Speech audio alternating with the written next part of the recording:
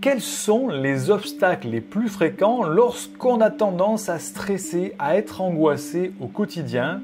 Eh bien, c'est ce que l'on va voir dans ce nouvel extrait de l'interview avec le docteur Jean-Luc Bittard, qui est cardiologue et qui se nomme aussi Félix de Graal, l'auteur de ce livre magnifique que je te recommande de découvrir, le livre des secrets des nouveaux codes, que tu trouveras en description de cette vidéo ou du podcast. Tu découvriras aussi la chaîne du docteur Jean-Luc Bittard. Je te propose vraiment d'aller t'abonner parce que les conseils sont très intéressants et tu verras que l'approche est très haut potentiel en plus. Et n'oublie pas qu'en description, tu as un lien aussi pour télécharger une première formation offerte dans le cadre de l'Université de haut potentiel. Je te dis à tout de suite dans cette interview.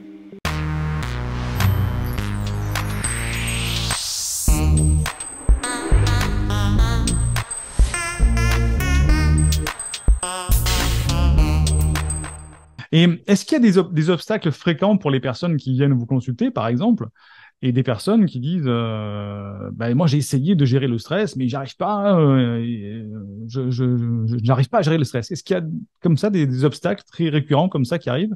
Et quelle est l'origine de ces obstacles-là? Je pense que vous allez me poser cette question plus tard, hein. Et vous, les coachs et les psychologues, vous savez comment on appelle cela? On appelle cela le syndrome de l'imposteur. L'imposteur, oui. Ah oui. Le syndrome de l'imposteur, ça veut dire que il y a ta voix intérieure, elle dit non, tu ne mérites pas ça. C'est le doute. Hmm. Voilà. Hmm. Le Le doute manque de et confiance, le doute, oui. voilà aussi. Donc, non, je n'arriverai pas. Non, c'est pas fait Hmm. pour moi.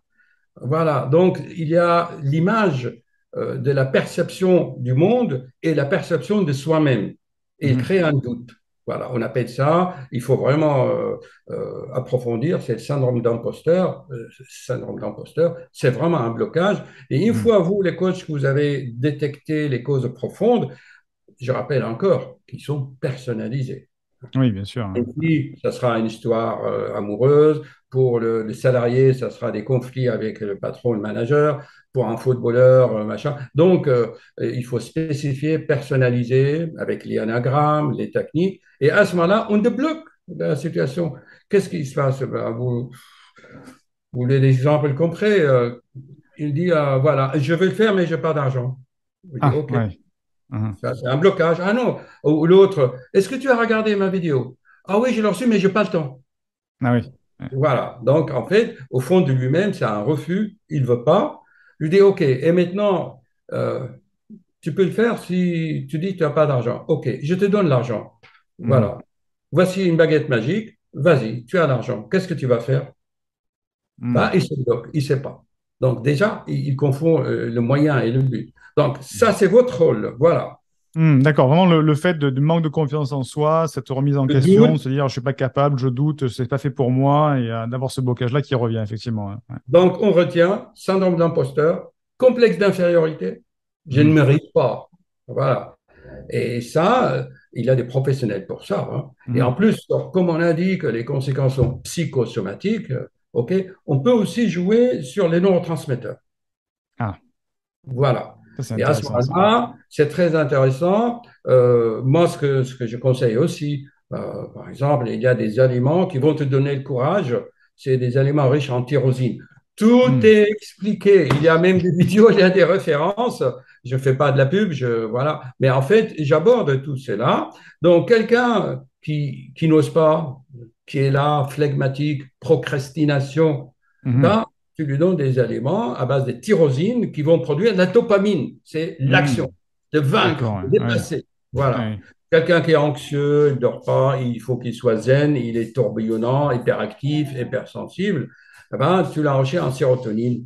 Et pour cela, je l'explique, moi-même j'en prends, tu lui donnes des comprimés de safran naturel. Safran, oui, tout à fait, ouais, ouais. Ouais, ça augmente la sérotonine, il devient zen, il devient Mhm. optimiste.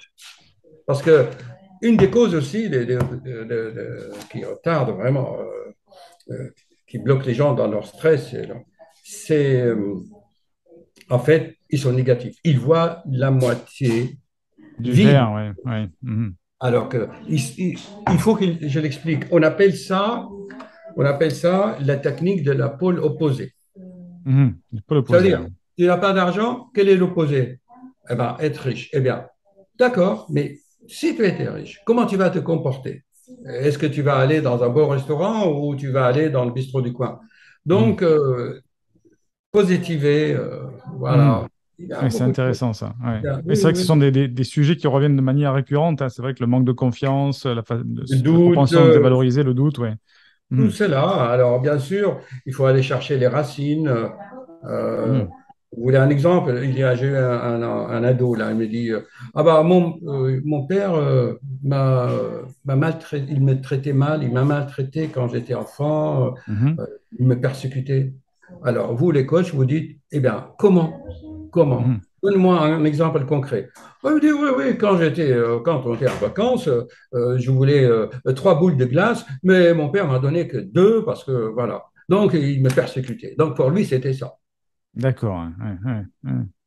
Donc, Chacun son niveau de persécution. Ouais. et sa perception de la réalité qui est souvent anodine, hein, parfois. Mhm. Voilà. D'accord, ouais, c'est intéressant. Donc c'est intéressant de voir qu'en fait, il faut aller, avant de se mettre à vraiment avoir trop de symptômes, trop stressé et consulter, il faut déjà prendre conscience de sa propre vie, de son De ces propre blocages, de ces blocage. circuits, Voilà. Ouais. pouvoir euh, Et est-ce qu'il y faire des a... diagnostics. Oui, bien sûr, ouais, ouais, c'est ça. On ne va pas donner Avant un qu'il y ait... traitement si on ne fait pas des diagnostics. Je viens de dire, quelqu'un qui n'ose pas, tu lui donnes de la dopamine. Hmm, Quelqu'un qui est triste et déprimé, il pense toujours négatif, il voit la moitié vide du verre, tu lui donnes de la sérotonine, donc du safran. Donc, hmm, on modifie un peu aussi les circuits aussi un tout petit peu, parce qu'on est un corps, on a un psychisme, et puis hmm. on a autre chose aussi, que, je sais pas, aussi on pourra en parler, hein. Oui, Voilà. oui, c'est intéressant d'aller voir Il faut justement agir l'approche holistiquement, en fait, sur holistiquement. Ouais. plusieurs niveaux. C'est ça qui est intéressant. Ouais. Et puis c'est vrai qu'il y a des personnes qui arrivent au moment où elles n'arrivent plus à gérer psychologiquement tout ça, elles sont dépassées et elles ont besoin voilà, d'une petite aide extérieure, d'une complémentation de quelque chose pour pouvoir les Prendre du aider recul par. sur tout, vous le faites des exercices de se dissocier de la situation, Hmm, qui soit, vous voyez, enfin, ok. voilà. Et quel est si on peut dire, le meilleur conseil que vous puissiez donner sur la gestion du stress? Qu'est-ce que quelqu'un qui vient vous voir qui dit je stresse, qu'est-ce qu'il y a quelque chose qu'on puisse appliquer dès demain matin, par exemple? Ah, très intéressant. Alors, donc, c'est des situations phobiques surtout, hein, la peur des avions, la peur de l'ascenseur. Hmm, Demain, j'ai un entretien avec mon patron. hmm. Alors, c'était quelle question, ça? Quel numéro, ça? Numéro 4. Ah, numéro 4. Voilà. Et donc, il faut diagnostiquer donc, chaque situation, comme on a dit, prendre les éléments diagnostiques. Vous allez stresser pourquoi? Vous passez votre permis, vous passez un examen, un entretien, aller dans un avion. Hop, hop, hop, on s'arrête au milieu de cette interview très intéressante. Pourquoi? Parce que pour la rendre digeste, on l'a découpée en plusieurs chapitres et si tu veux voir l'entièreté de l'interview, tous les liens se trouvent en description de cette vidéo ou du podcast, où tu pourras retrouver aussi le lien qui mène vers le livre et les travaux et la chaîne YouTube du docteur Jean-Luc Bittard alias Félix de Graal. Et bien sûr aussi tu trouveras le lien pour télécharger une première formation offerte dans le cadre du travail de l'Université de Haut Potentiel. Fais-le maintenant et je te dis à très vite pour une prochaine vidéo.